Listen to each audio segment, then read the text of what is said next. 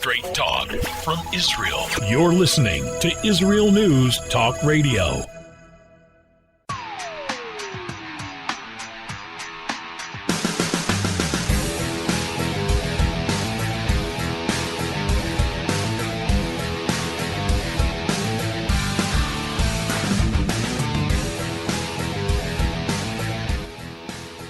All right, so today we're going to be taking a little bit of a different angle about what's happening in the news, especially when it pertains to the Jewish people. We're going through a period of history right now which is very chaotic and I would say unstable. There are so many factors in the play right now. We're going through the most strongest country in the world, the United States of America, the superpower. Excuse me, it's morning here. And we are seeing that their elections are not final. Not final. I know that a lot of people say it is final, give it up, but it's still, until Biden is inaugurated on January 20th, there's still a question what's going on there. And with that uncertainty comes a lot of nervousness with people, comes a lot of anxiety, comes a lot of tensions, and people who might be quick, God forbid, on the trigger, so to speak. And then you've got the coronavirus. And to make the coronavirus worse, the COVID-19, we're getting a second strain now. People thought, okay, 2020 is over. We're going into 2021 now. It's going to be a new year. We're going to be over this corona. And we've got the vaccines now, people are saying, and everything's going to be hunky-dory. We're going to go back to normal. But that's not what's happening. Not yet, at least. And with the coronavirus and now a new strain, yet again, we're going to be seeing all over the world lockdowns and planes not flying, countries not letting planes into their to land in their countries to bring in people from all over the world in order to try to get a hold on this infection. And that means, when you look at the derivatives of it, that there are going to be more hits to the economies around the world. And we all know from history that when the economies get bad in countries, ho, ho, ho, they're always blaming the Jews. Even if Jews don't even live in their country, they still blame the Jews. So we're going to be talking with somebody who interviews Holocaust survivors and the lessons they've learned that we need to. We'll be right back. The return of the Jewish people to the land of Israel was prophesied in the Bible thousands of years ago and is coming true today. Shalom. Join me, Josh Wander, on Israel Unplugged. Listen in as we delve into the spiritual and physical aspects of the Jewish return to Zion. We'll discuss the biblically mandated, historic, and of course practical understandings of this incredible transition from exile to redemption. That's Israel Unplugged, every Monday on IsraelNewsTalkRadio.com.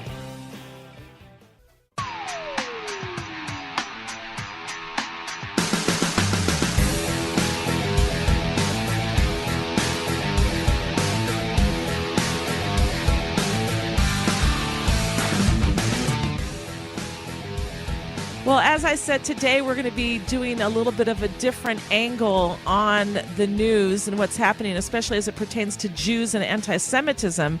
As you know, we are in the midst of a pandemic, and that has brought big hits to the economy. And whenever the economy gets bad, guess what? They blame the Jews. It happens throughout history. And we're going through other things as well right now. The Jews are either people say that we're communists, and then they say, no, we're capitalists. So you can't win there. And then you've got Antifa and the BLM who are anti-Semitic. You've got the coronavirus, as I said, that not only is not ending, even with the vaccine, but now we have another strain, which is going to bring more lockdowns, which is going to bring more hits to the economy.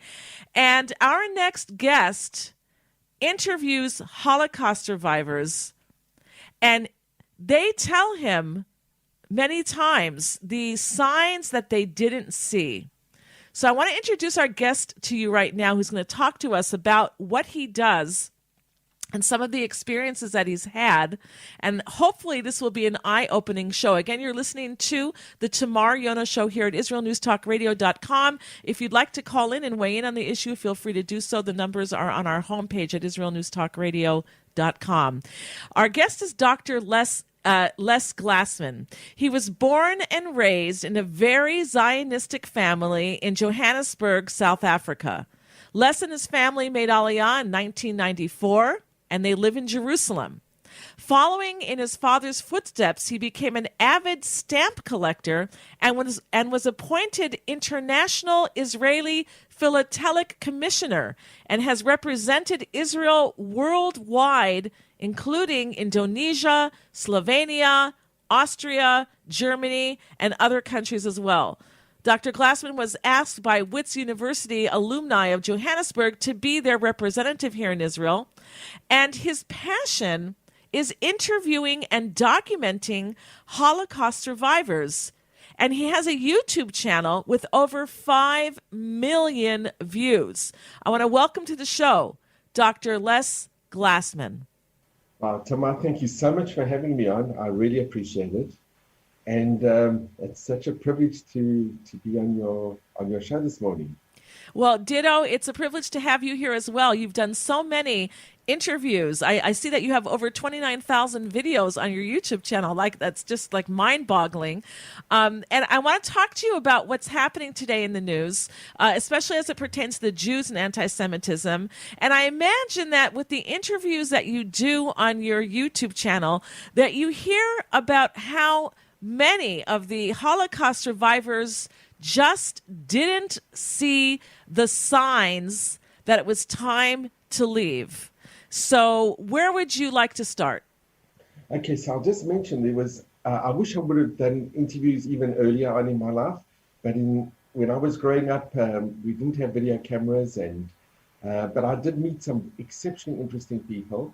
And my father was very close with stamp collectors in Cape Town, and I met a lady in Cape Town, a German lady, who, when I went to see her, told me the most unbelievable story that had such a profound impact on me. She said when she was growing up, she happened to get a copy of Mein Kampf in German, and in the early 30s, she read it, and she realized she had to get out of Germany.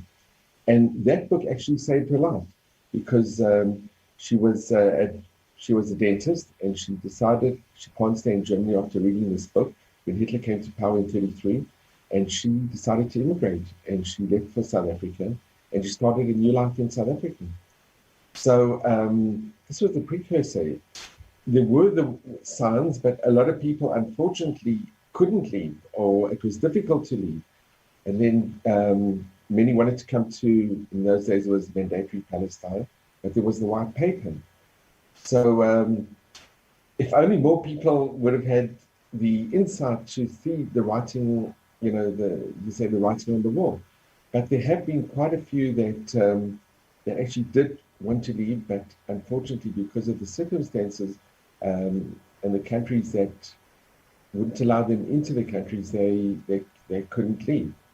You talk about the circumstances, and we see it over and over in history that, if you miss the train, you miss the train. And we're seeing today people who want to make Aliyah, and it is so difficult. They have to go through such bureaucracy and get FBI, a clean sheet from the FBI that they haven't been criminals, that they don't have arrests before they're let into the country. They have to bring in original birth certificates, original this, original that.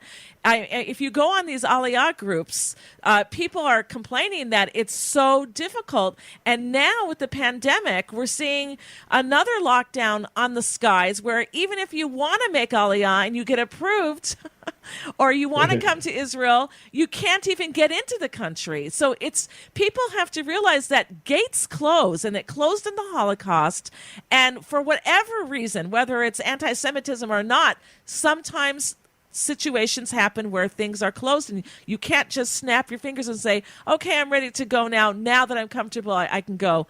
So why don't you give us some more examples of that? So Tamar, I've actually met, and I have patients as well, that when they tell me is that, and I've met survivors that they got onto the last ship, or there was some German friends of mine who their family were German. They came from different cities in Germany, and their fathers. There's one in particular that his father was a doctor, and he helped a young German soldier who turned out to be a Nazi. And he was so grateful to his father for having helped him that he warned him to leave. And they actually did manage to get out. And there are quite a few survivors that I have interviewed that really got on literally the last ship out of Germany, or they managed to get out when they still could. They went from one country to another, and they made plans, and they realized that they had to leave. What you said about coming to Israel, and the doors being closed, I was actually supposed to be in South Africa at this moment. I always go back around this time. I've been here for 26 years. And I just had a feeling that with the virus and the uncertainty what's going on, that I shouldn't go. And I've got family back in South Africa as well that they also want to leave and they want to make Aliyah. And I think one of the most important things about making Aliyah is that you shouldn't want to really run away. You should really want to run to. And coming to Israel is, you're not running away from a place, you're running to the most incredible country where you have freedom, where it's a gift. We've been given the greatest gift, and we see it in our lifetime. It's amazing. So I was supposed to be in South Africa now, and now they've got a virulent strain of this virus, and they've closed the skies. You can't leave South Africa. There's been, even if you want to come, there are no flights, leaving from South Africa. I'll stop flying to South Africa. Like in England, there were people from England that thought, well, we'll just go for a holiday, but now even from England, and I think it's Denmark, you can't come to Israel. They've actually closed the flights.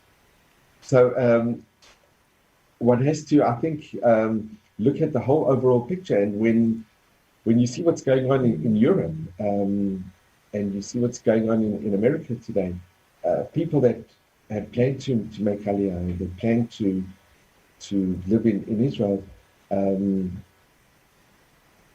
they really should try their best to advance their plans and to come sooner than later.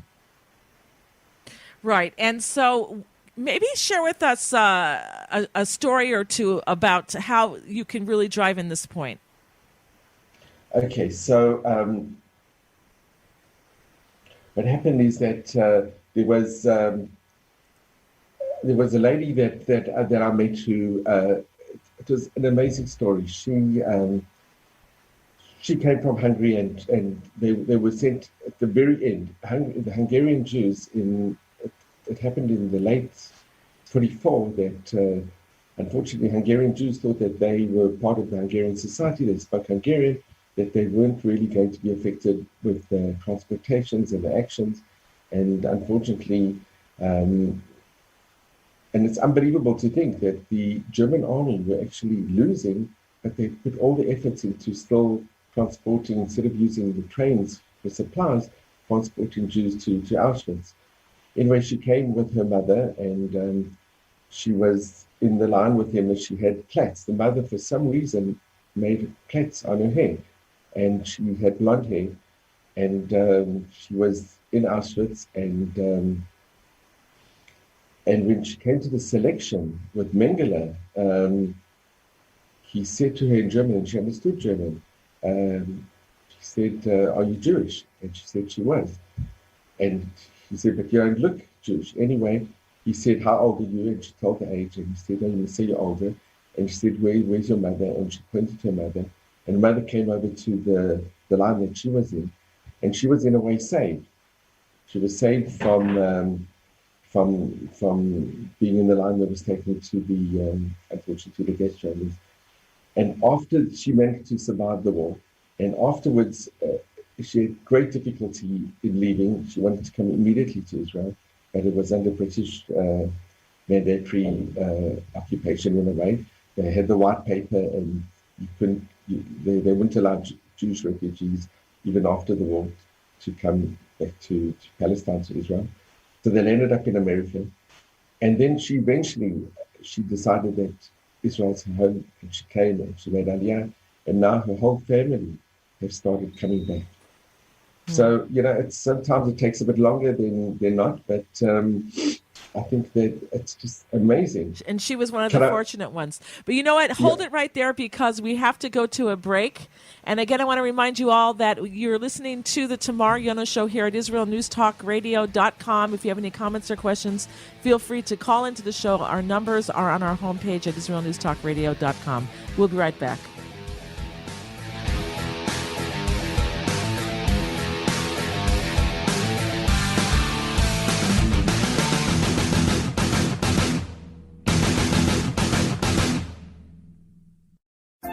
Hi, everyone. This is Andrea Siminto from Jerusalem, inviting you to drop everything and join me on my show, Pull Up a Chair. We'll visit this week's quirky stories, meet fabulous guests, and discover my Israel. Together, we'll laugh, shout, and explain the topics that make us say, hey, we've got to talk about that. So get comfortable and pull up a chair with me, Andrea Siminto, every Thursday on Israel News Talk Radio. Psalm 23, the Lord is my shepherd, I shall not want. Did you know this psalm and many others were composed by a Jewish shepherd and musician who later became a king? Would you like to know some of the inner meanings of psalms to help you connect with God and strengthen your soul? An exciting and easy-to-read book is now available which will help you do just that. Software for the Soul, Psalms for Everyone, available on Kindle, Audible, and Amazon.com. Software for the Soul.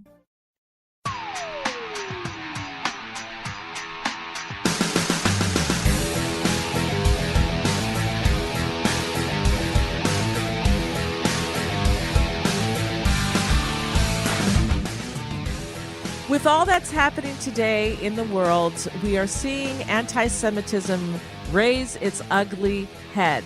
And our guest is Dr. Les Glassman. He has interviewed countless Holocaust survivors. And in some of their stories, they just didn't see the signs. And so we're doing this show today in order to wake up diaspora Jews, to show them that, you don't always have time to do what you want to do. If you miss the train, you miss the train. You got to come to Israel. The time is up. Go back and visit the UK or America or South Africa or Australia, wherever you're coming from. Go back in the summers, visit, do some shopping, visit friends, but come home to Israel. Make your base here. And I want to remind everybody that if you want to call in with any comments or questions, you can do so. Our numbers are on the top of our homepage at IsraelNewsTalkRadio.com. All right, so Dr. Les Glassman, you wanted to share a story with us. Okay, so I had a very, very close friend, and I'll just briefly give the background. His name was Sully Ganor. Unfortunately, he passed away at the age of 93 about 4 months ago. But he was in the Kovna ghetto. He was in Kovna, and there was Kaunas, it was the capital of Lithuania. And when the Jews from Poland left Poland, when the Germans, the Nazis, invaded in September the 1st of 1939, a lot of Jews left Poland and they came through to Lithuania. And the Lithuanians were very accepting. They were very hospitable to the Jews from Poland. Anyway, his parents gave him Hanukkah geld. This was the time of Hanukkah, just past Hanukkah. And two women knocked on the door. He was alone at home. And they asked if there's money lying around, and he gave them some money. And then he wanted to see a Laurel and Hardy movie. He didn't have money, so he went to his aunt's shop. I'm just making this very brief. And in this shop happened to be somebody called Sugihara. He didn't know it was a Japanese, some Oriental person. And he told his aunt that he gave charity. Could she give him money? And she told her Japanese, the Sugihara, that this is her nephew, that he gave charity. And he came up to Sully and he took out of his pocket money to give him. And Sully said, I can't take from you. You know my family. They spoke in Russian. And Sugihara said to little Sully, who was 12 years old, I'll be your uncle. So Sully said, if you're my uncle, you have to come to the house for Hanukkah. And he actually came with his wife, Yokiko, and his son, Haruki, and the aunt from the confectionery shop. And they developed a close connection with Sugihara. Anyway, what happened is that we all know the story that there were a lot of Jews that came to the consul to ask for these visas. And Sugihara, because he was at this Jewish home, Sully's parents' home, for the Hanukkah dinner, he remembered that there was a Polish father and a daughter that had told him how bad it was for the Jews in Poland. And when they asked for the visas, after 3 times telexing Japan, they said, he and his wife said, if we don't give them the visas, they're going to die, like in Poland. So Right. he decided him and his wife are going to give the visas. Now, Solly, unfortunately, because they were Lithuanian, they couldn't get the visas. And he was stuck in Kovno. And he went through the war. And after being in such terrible situations in the Kovno ghetto, he was sent eventually to Dachau, and he had to help build an underground bunker in Dachau. And I was in Dachau half a year ago, but not half a year ago, it's like actually now a year ago. And there's a memorial, and Solly's books actually sold in Dachau in the museum. Anyway, what happened is that when he was liberated on the death march by Japanese-American soldiers, it was unbelievable. Him and his father survived, and he had a sister that also managed to survive. But his brother and his mother didn't. And Solly once wrote, I became very close with him, and I used to go visit him often. After the war, his father managed to get a visa to go to Canada. This is after the war. And Solly said, no, that I'm not going to there. When we needed a country, no one wanted us. I'm going to go with my own people. And he decided to come to fight in the War of Independence. And it was an amazing hero, an incredible person. After having gone through the total hell, the Gehenna of being in Kovno and the death march and being saved, and then still to come and fight in the new state, the Jewish state. You know, wrote, I just want to say here, it's very important to see the signs, and because he saw the signs, you know, he was able to survive. And I just want to say here, there is someone in our chat room right now who's saying that his family saw the signs and fled Warsaw, and because of that, he's alive today. He wouldn't be alive today and in our chat room listening to the show if his family before him during that time didn't see the signs. Go ahead. So true. So Solly, at the age of 90, 92, 93, he was still very active on Facebook and the most amazing person. And once he put on Facebook, he quoted Vahisha Anda, and he wrote Vahisha Anda, that's where he said every Pesach, and every generation they rise against us, but Hashem, Matzalenu, he will save us. But he wrote Vahisha Anda, and he said, if only we had our country 10 years before, my mother and my brother wouldn't have been murdered. And you know, that was so incredibly powerful and profound. And when I saw it, I felt, you know, it was so emotional. I actually managed to speak to, he's a phenomenal and he's such a special musician, Yonah, who composed the music for Vahisha Anda. And I told Yonah the story, and I asked, could I just come over to your place and you play the song? And we dedicated it to Solly.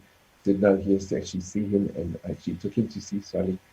And it was phenomenal because here's somebody who, it was such an example for me. And I was so blessed to have met him. I was very close with him for the last 3 years. Here's somebody who, having gone through Kovno and the ghetto and having been sent to Dachau and under the death march, decided that the future is with his own people. And he came to fight in the new state of Israel. It's amazing. It's incredible. Such a hero. All right. Let me just tell everybody you're listening to Dr. Les Glassman, and he has a passion for interviewing Holocaust survivors. He has over 29,000 videos on his YouTube channel, and much of it, of course, is filled with the Holocaust surviving people. And we are here live on, if you're listening on Tuesday morning, Israel time, or if it's late Monday night, U.S. Eastern time, that means that we are live and you can call into the show. And we do have a caller. We have joining us now William from the United Kingdom. Hi, William. Why don't you state your question, and then we'll try to answer that for you. Thank you. You're right, Tamar. You say that Antifa and Black Lives Matter are anti-Semitic. Correct. Well, the biggest funder to the Antifa and Black Lives Matter is a Jew, George Soros. The biggest funders to the Nazi were and Jewish guess what? bankers. And guess what? George Soros is a self-hating Jew. He's an anti-Semite. So there. So now, what were anything the else? Rothschilds and that other Jew who funded, I can't remember his name, who funded the Nazis? And how many non-Jews fund? The Jews are so stupid. You're being tricked, Tamar. Oh, the Jews don't run the world like there are some so Jews few Jews in the world, and you ignore everybody who's non-Jewish and funds all of these places. The children of Satan run the world. Okay. Anything else, William? Okay.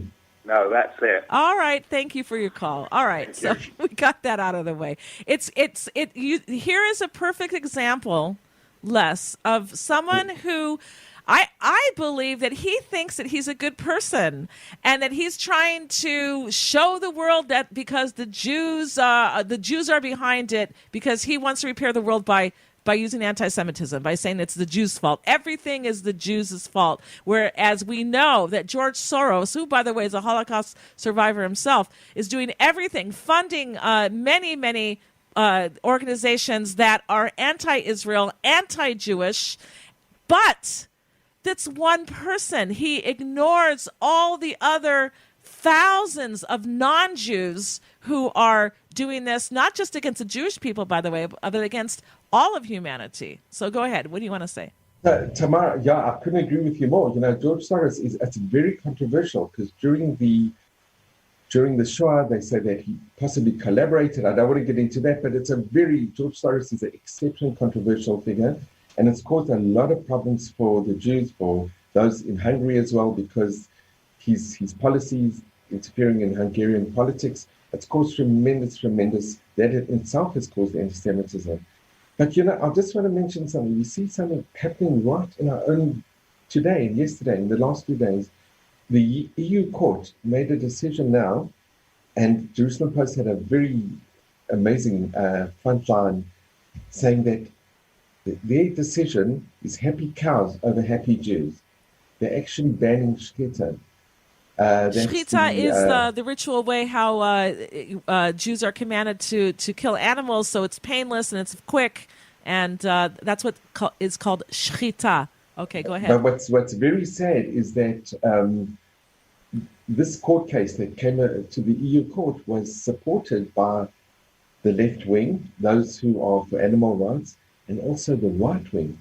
It's an amazing unholy alliance between two organizations that both Jew haters.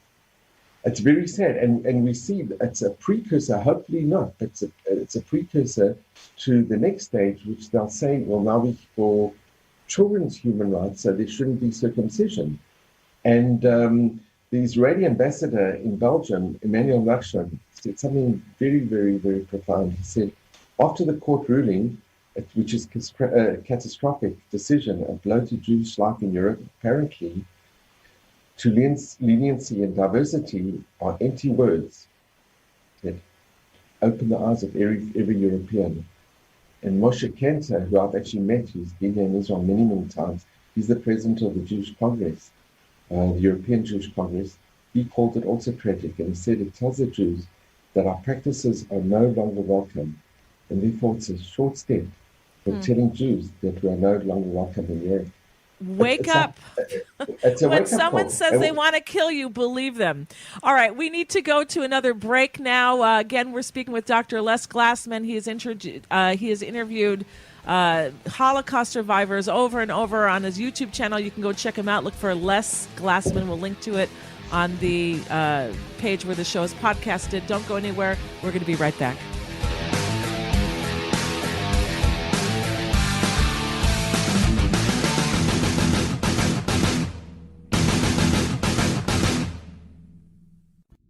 Are you interested in transforming your life, drawing closer to the Creator, and uncovering the deeper meanings and hidden treasures in the Hebrew Bible? Then join me, Rav Yitzhak Michelson, and me, William Hall, on the Science of Kabbalah, where we are seeking to narrow the gap between what we understand of our physical and spiritual worlds. So make sure to tune in every Tuesday at 5 p.m. Israel time, 10 a.m. Eastern Standard Time, here on Israel News Talk Radio.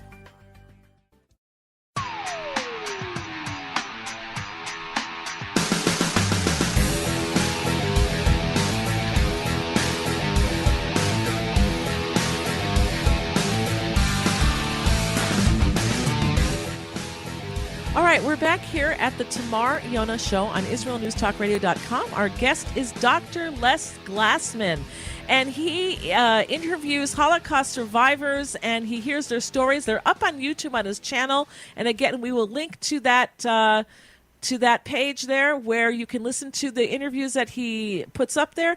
And we are interviewing him now to talk about how Jews often miss the signs that's happening in the world that tells them, hey, it's time to leave your comfort zone. It's time to leave and come home to Israel. So where would you like to take us in this segment? Okay, so I'll just mention, first of all, Tamar, thank you so much for inviting me to be on your wonderful show. But I'll tell you, when I actually met with some of the Kindertransport, that's another whole group they were children that the parents were given an opportunity to send their children to England. England they said they would accept 10,000 children.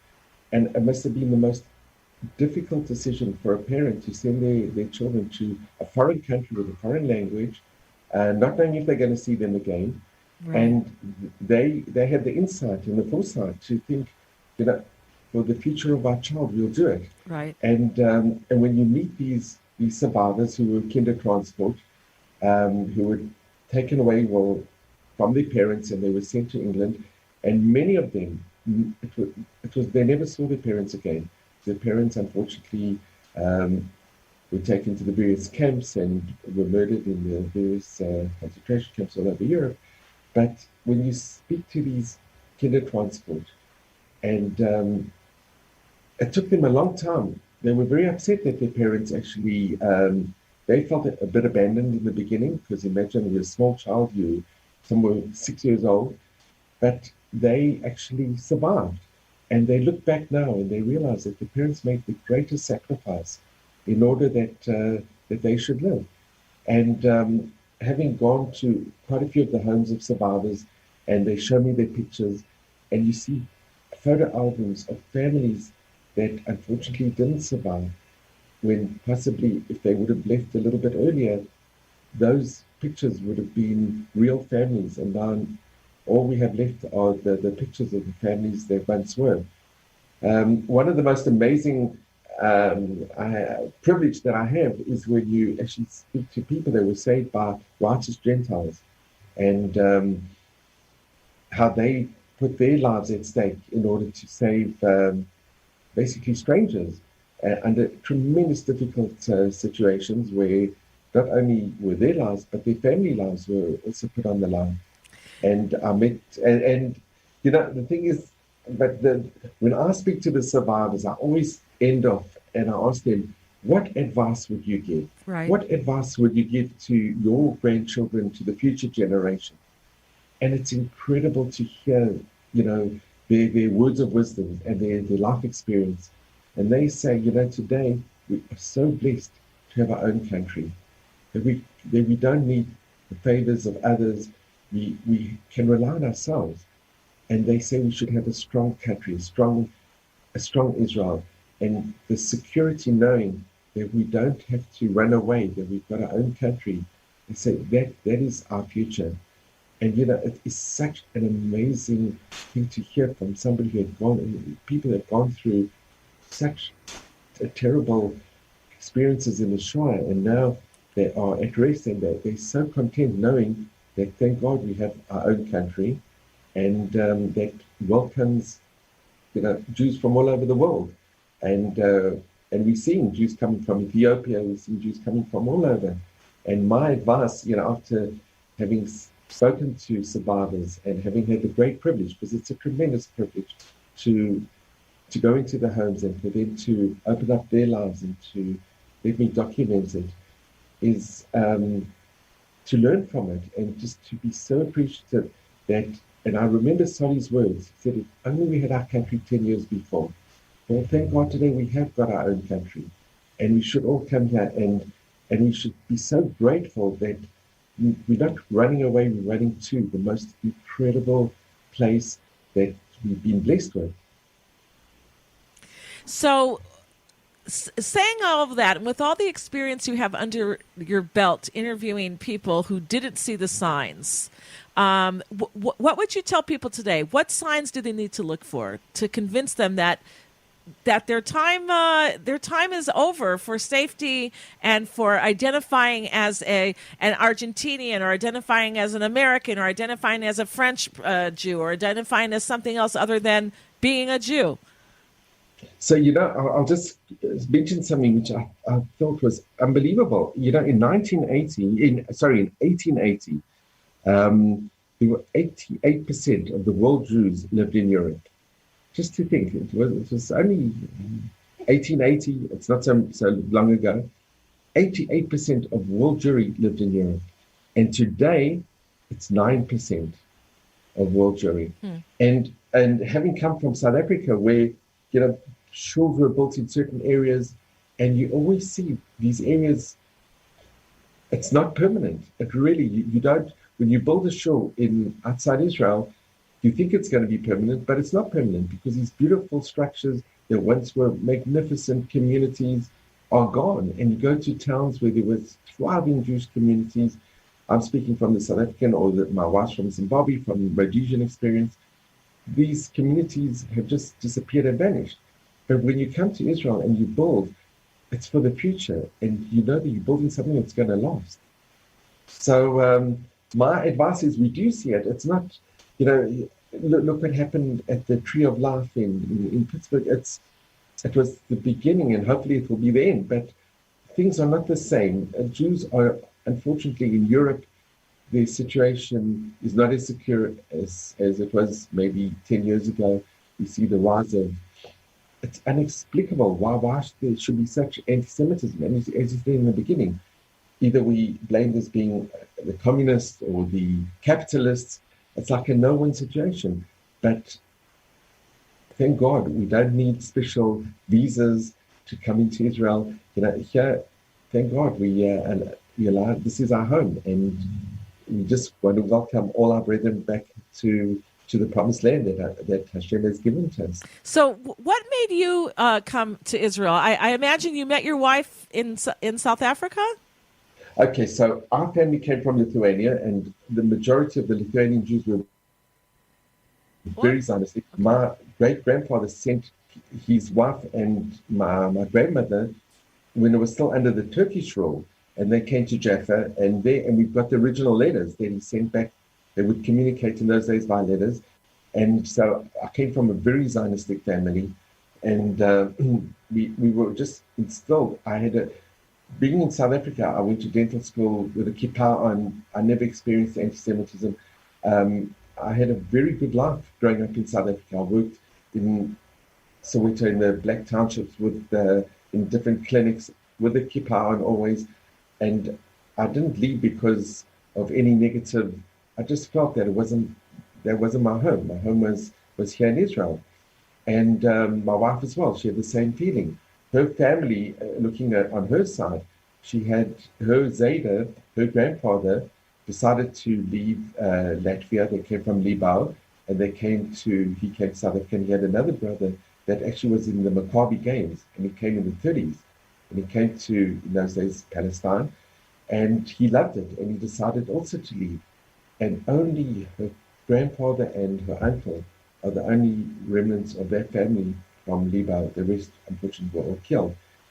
And so I came from a very Zionistic family, and we came here because we wanted to be here. And did you meet in Africa, or you met here in Israel? No, so we met in South Africa, and we got married in South Africa, and our two girls were born in Joburg. And thank God they're here in Israel, and we've got a grandson, an Israeli grandson. So it was a fulfillment of a dream of my grandparents. They unfortunately couldn't fulfill that dream because they couldn't get back to Israel. But it was very sad. One doesn't realize, but the white paper that the British Empire that they issued impacted many, many Jews. The doors were closed. They actually were closed. And thank God in 48, after the War of Independence, many, many Jews came back. And eventually now we see I've come back, a lot of my siblings. We each have a child living in Israel. I've got cousins that are coming back. You've planted your family's seed here in Israel, and it's a wonderful thing. We only have another 60 seconds left. What do you want to leave us with? Okay, just to to realize that we have the most precious gift, that Israel is really such a gift, and we are so blessed to have this country. And I just would wish all our brethren to realize this beautiful country we have, this very special and unique place, and to welcome you all back home, because this is home. Amen. It certainly is. And as we have proof here, even in our own chat room, that our listener is saying he wouldn't be here unless his family saw the signs, and they left Warsaw, and he's here today to be able to. And just think of how many Jewish babies weren't born because people weren't able to get out. I want to thank you very much, Dr. Les Glassman, for coming on the show and sharing with us your experiences. And again, I want to encourage everybody to go to your YouTube channel. Just look under Les Glassman, but we will link to that on the page where the show is podcasted.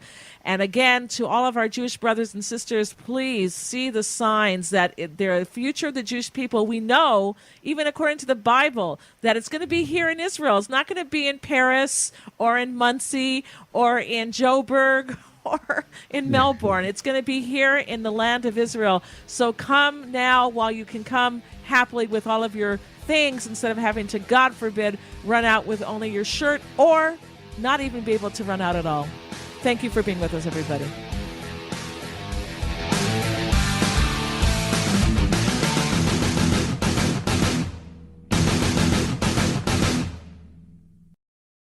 If you love Israel News Talk Radio, then you'll love our Facebook page. We keep you up to date on what's happening in Israel, plus little surprise treasures that we don't share on the radio. Go now to follow us on Facebook. Just look for the Israel News Talk Radio Facebook page, and don't forget to subscribe and follow us by clicking on the like button. We post great stuff there that you'll want to share. Israel News Talk Radio on Facebook and Israel News Radio on Twitter. If you're hearing this message, everyone else can too. Advertise with Israel News Talk Radio and get your message out to people. We'll build a personalized package for you. Contact advertising at israelnewstalkradio.com. Straight talk from Israel. You're listening to Israel News Talk Radio. Hey, this is Jake in Anchorage, Alaska, and I love listening to all the super interesting interviews and up-to-date information on what's happening in Israel. Hello, this is Anna King, originally from London, now living in Israel. And what can I say? Israel News Talk Radio is my cup of tea. My name is Bhaskar. I'm from India, and I love listening because you get to know the truth and wonderful voices from this lovely country. Mom! Okay, wait a minute. Hi, this is Chava Dax, and I'm calling from the rolling hills of Ma'ale Adumim, just north of Jerusalem. I always listen to Israel News Talk Radio to get all the latest news and commentary and to keep me up to date every day. This is Sarah Dax from Ma'ale Adumim, and I'm 12. I wish Israel News Talk Radio was boring so my mom wouldn't listen to it all the time. Mom! You're listening to Israel News Talk Radio. News, opinion, and more. You're listening to Israel News Talk Radio.